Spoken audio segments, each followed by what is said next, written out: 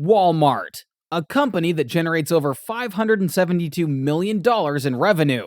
The largest employer on the globe, with over 2 million people working for it. All of this started with a poor farmer boy. The story starts when he opened a store, when people told him that he could not succeed in business.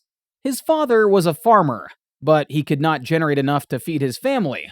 To cope with this situation, the family started traveling the country to look for some greener lands. And finally, they found their desired piece of land in Columbia, Missouri. He was a teenager, and on seeing his father working for survival, he started doing smaller jobs for a small profit. This is the story of Sam Walton, who was born in Kingfisher on the 28th of March, 1918. His mother started a milk business from the livestock they had on their farms, and he used to milk the cows and deliver the milk to his customers. His parents taught him that hard work is essential for any success. His father could hardly spare time for the family as he searched for means of making some extra money for the family, and this affected them greatly. Sam, in his biography, wrote that his parents, according to him, were the two most quarrelsome creatures on the planet. To run out of this cringe atmosphere, he made himself busy in sports. He graduated from David H. Hickman High School in 1935. Afterward, he opted to attend the University of Missouri for business studies. He took on many odd jobs to earn a living. In 1940, even though the world was in a world war, he graduated and got his first job as a sales trainee in a small Des Moines, Iowa shop for a payment of $75 a week. The job did not work out for him, and he was listed among the worst employees there because he was terrible at bookkeeping. Sam's boss threatened to fire him and said he would never pursue a good career in the retail business. The only thing that saved him there was the $25 that he earned as a sales commission. In 1941, when the Second World War had just begun, Sam quit the job as he was willing to take part as a volunteer. He joined the Army, where they judged his leadership skills and offered him to become a member of the Military Intelligence Corps. He started working for them and took the rank of captain. In 1942, Sam met his better half Helen, and after a year of dating, they tied the knot on Valentine's Day of the coming year. When the war ended, Walton also had a child. To support his family, he started his own business. He took $25 as a loan from his father-in-law and $50 from his savings. He bought a store that was in loss at that time. Rent was 5% of the sales, but the store did not have any good sales. When the deal was signed, he knew it was the highest amount anybody could ever pay.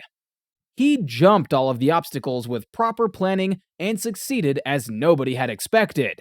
He did a deep study on the retail business and never followed the rules that he thought would never benefit him. With the store purchase, the owner was bound to buy the goods that the company was offering. But Sam had an idea that he could find them at a cheaper rate from somewhere else. So he decided to buy them from any other store. Sam started selling goods on less amount with earning a profit on volume rather than margin. But it took quite a long time to get appreciated. The only thing that caused this great success was his main policy. This made his life easier, and his customers always tried to shop from him. When things started running smoothly, he offered his brother to join him, and they started working together for the same cause. The Walton brothers were generating a number that was not accessed by any. The business started earning around 45% profit in just a year of buying the store, and in the following 2 years, they observed an increase of another 25%. And this time, he was in a position to repay the loan he took from his father-in-law. The continuous success made him stand in the row of leading store owners of Arkansas and its neighboring states. But it was useless because his destiny was to fail brutally. Back in 1945, when Sam signed the lease, there were no essential renewal clauses in it. When his father-in-law became aware of this, he was shocked, as Walton had put his body and soul into establishing this business, and his wife supported him in the cause. Sam wrote in his autobiography that failing the business made him so low that he started feeling sick. He had put everything that he had into building a store according to the best community standards, and being kicked out by the same place was unbearable. Despite all of this, he never lost hope and was ready to start again with the same passion and the idea of doing things in a better way. He started looking for another store and found the one in Bentonville, Arkansas. He bought the store and agreed on a 99-year lease. He named it Walton's Five and Dine, but society did not accept him there as he heard people saying he would not last long. He aimed to prove them wrong and started selling products at much less. This store was changing the lives of the people consistently. In the 1950s, Sam took advantage of the great economy of America.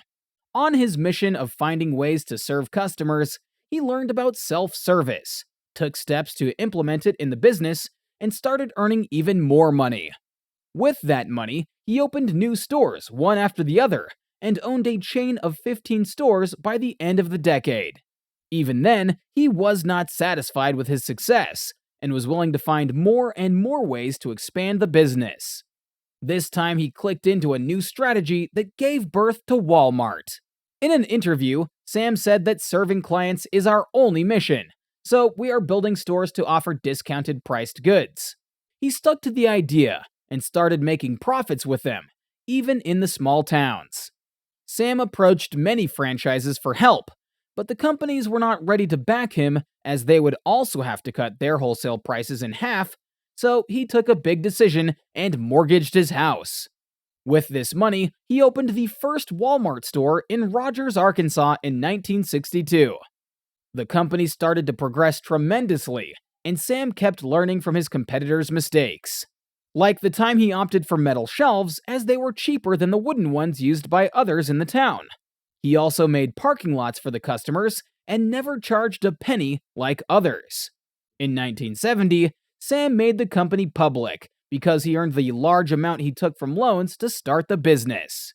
In 1971, Sam was the owner of 6 stores, and 13 more kept on adding to the list every 2 years.